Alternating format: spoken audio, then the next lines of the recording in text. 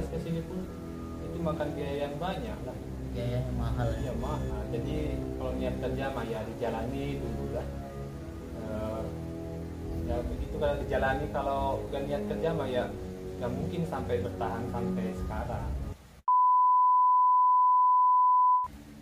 Oke, bismillahirrahmanirrahim. Assalamualaikum warahmatullahi wabarakatuh. Kembali lagi di channel Dharma Ramadan Official. Dan di video kali ini aku akan kembali membahas mengenai pekerjaan di negara Brunei Darussalam, khusus untuk teman-teman ataupun kawan-kawan yang ada di Indonesia ingin merantau ke Brunei dan perlu informasi. Kali ini kita akan membahas mengenai pekerjaan dan juga gaji TKI di negara Brunei Darussalam. Dan seperti biasa, sebelum kita masuk ke videonya, aku akan memperkenalkan terlebih dahulu calon narasumber, orang yang akan kita interview kali ini. Terlebih dahulu kita perkenalkan dulu. Silakan perkenalkan nama dan asalnya dari mana. Oke teman-teman, perkenalkan nama saya Budi. Saya berasal dari Garut, Jawa Barat. Dan saya sekarang di Brunei itu bekerja di sebuah perusahaan di bidang makanan, yaitu kayak membuat sosis, bakso, burger, dan masih banyak lagi ya. Pokoknya di bidang makanan kayak corned beef atau apa. Oke, jadi teman kita kali ini yang akan kita interview kebetulan bekerja di sebuah perusahaan ataupun sebuah pabrik di negara Brunei Darussalam, yaitu sebuah pabrik makanan, yaitu makanan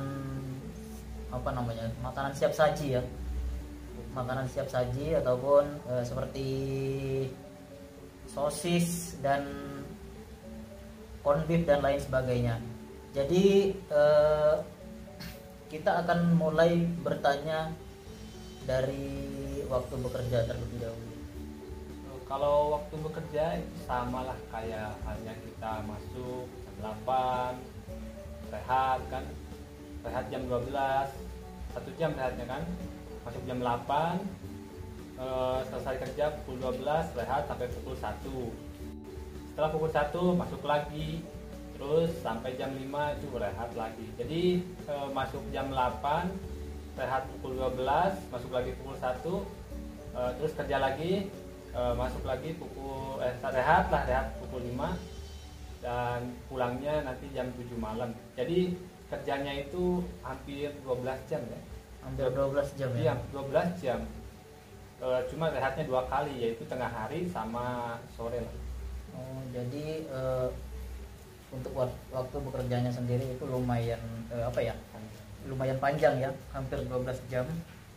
Dan waktu istirahatnya juga lumayan panjang, sampai 2 jam ya, 2 jam waktu istirahat. Lalu kemudian untuk makanan ataupun konsumsi sehari-hari, apakah ditanggung oleh majikan atau bos ataupun sendiri? Kalau dari segi makanan, saya gak dikasih sama company ya. Jadi kalau saya makan itu kayak itu beli sendiri, kayak beli beras atau apa, semua produk makanan sehari-hari saya beli sendiri, gak ditanggung sama perusahaan. Ya begitulah. Oke, jadi untuk konsumsi ataupun makan sehari-hari, untuk kebutuhan sehari-hari tidak ditanggung oleh perusahaan ataupun company. Jadi perlu belanja sendiri ya, perlu mengeluarkan biaya sendiri. Oke, setelah itu pertama kali masuk ke Brunei untuk bekerja ini diberikan gaji berapa ini oleh company ataupun perusahaan? Dulu saya kan di pas pertama di Jakartanya ya, sebelum kesini. Ini dari agensinya ya. Dari agensinya langsung. Saya ditawar di sana. Dia sebutkan gaji saya di sana itu 468. 468 ya, $468 lah, dolar Brunei ya. Nah tetapi setelah sampai sini saya menerima $410. $410 ya. Iya, jadi apa yang dikatakan sama agensi itu berbeda sama yang saya dapat gajinya di sini. ya kayak gitu lah. Kebetulan saya dulu sistemnya itu potong gaji lah, kayak dipotong selama 7 bulan lah, total potongan kalau 7 bulan itu 200 kan, satu bulannya 200, totalnya jadi 1.400-an lah, belum biaya buat medical, buat paspor itu kalau di Jakarta. Makanya kalau ditawarin sama agensi itu jangan langsung percaya dulu lah, karena saya udah alamin gak sesuai sama apa yang dia dijanjikan, nggak sesuai sama apa yang dijanjikan. Oke, jadi dulu pertama kali masuk sama agensi itu dijanjikan gaji sebesar 468 ya. Tapi setelah sampai ke Brunei, kemudian setelah menerima gaji, ternyata gaji tidak sampai segitu ya, hanya 410. Tapi setelah mengalami hal seperti itu, apakah ada pertanyaan kenapa gaji tidak sesuai dengan apa yang dijanjikan oleh agensi, atau hanya diam-diam saja dibiarkan? Diam-diam saja. Jadi menerima lah ya, menerima apa adanya. Soalnya kan kita mau hanya karena soal gaji segitu gak sesuai, kita mau balik lagi, sedangkan proses kesini pun itu makan biaya yang banyak lah, biayanya mahal. Iya mahal. Jadi kalau niat kerja mah ya dijalani dulu lah. Ya begitu, kalau dijalani, kalau gak niat kerja mah ya gak mungkin sampai bertahan sampai sekarang. Intinya niat kerja lah, karena gaji segitu tapi niat kerja, insya Allah bersyukur lah. Sudah berapa lama ini kerja di Brunei? Saya di Brunei itu masuk mau 5 tahun. Kemarin Februari itu 5 tahun saya pas. Mungkin sekarang lebih. Berarti masuk ke Brunei mulai tahun 2017 ya? Februari, awal Februari 2017 ya. Sudah pernah pulang cuti sebelumnya? Dulu saya cuti itu pas mau lebaran ya, 2 hari mau lebaran tahun 2019. Saya habis kontrak itu bulan 2 tahun 2019, terus saya pending karena lebarannya itu bulan Juni. Saya pending 3 bulan, kemudian saya balik kampung. Saya dikasih cuti selama 1 bulan di kampung untuk bersama keluarga lah. Kemudian saya balik lagi ke sini. Itu 2019 sudah masuk COVID apa? Belum. Kalau 2019 itu masih oke lah, gak ada COVID. Jadi perjalanan itu lancar, gak ada gangguan kayak gak perlu tes PCR atau apa. Dulu itu langsung aja berangkat ke Brunei, langsung dijemput, langsung bekerja. Jadi mungkin pengalaman ini bisa kita jadikan pelajaran buat teman-teman yang ingin merantau ataupun ingin ke luar negeri, kemanapun lah. Sebelum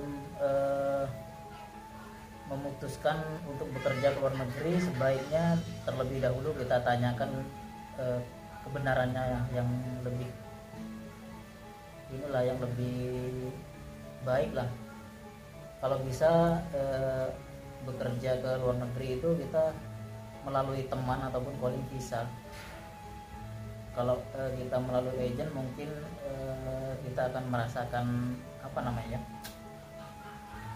kita akan sering merasakan hal-hal yang tidak sesuai lah dengan apa yang dijanjikan oleh mereka.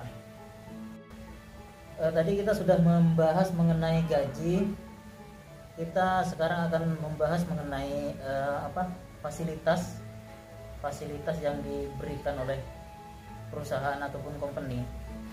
Apakah ada diberikan tempat tinggal ataupun tinggal menyewa di luar? Alhamdulillah kalau dari segi tempat tinggal saya disediakan sama company, jadi saya nggak perlu bayar. Fasilitasnya sudah ada, kayak dikasih kasur, semua fasilitasnya sudah ada. Cuman kayak segi makanan kita beli sendiri ya, kayak kalau kita perlu kulkas kita pun beli sendiri, jadi gak ditanggung sama company. Company cuma menanggung kayak tempat tinggal, kayak tempat tidur, kayak aircon, kayak dapur, semua masak sama itulah, kayak toilet itu company cuma menanggung itu aja. Urusan makan kita sendiri yang tanggung. Ya, makanan kebutuhan pokok sehari-hari ditanggung sendiri ya. Kalau boleh tahu kenapa lebih memilih merantau ke Brunei, kenapa tidak memilih ke negara-negara lain seperti Malaysia dan mana yang lebih besar kan biasanya orang memilih ke Hong Kong, ke Korea gitu. Kenapa saya lebih memilih negara Brunei? Yang pertama ya kan, ke Brunei itu istilahnya ada perlu bahasa.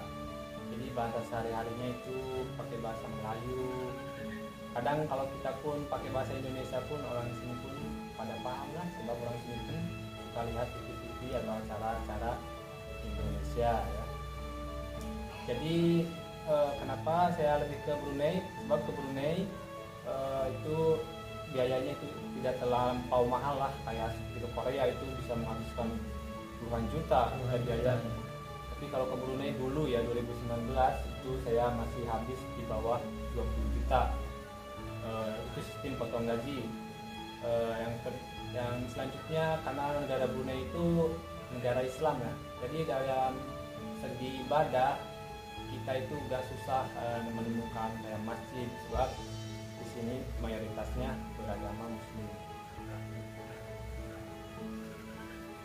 Oke, jadi mungkin sampai di sini dulu pertemuan kita kali ini karena ini jam sudah mepet. Karena sebentar lagi kita akan memasuki waktu berbuka puasa. Karena kebetulan video ini dibuat pada bulan suci Ramadan. Mungkin sampai di sini dulu pertemuan kali ini. Jumpa lagi di video-video berikutnya. Semoga video ini bermanfaat, dan untuk teman-teman yang ingin mengetahui informasi-informasi lain mengenai TKI, teman-teman juga bisa mengunjungi channel Budi Irawan JR, dan untuk link deskripsi channel nanti akan ada di deskripsi video. Silahkan teman-teman cek di sana, karena di sana juga ada banyak sekali video mengenai informasi-informasi tentang TKI. Oke, sampai di sini dulu. Selamat sore dan sampai jumpa.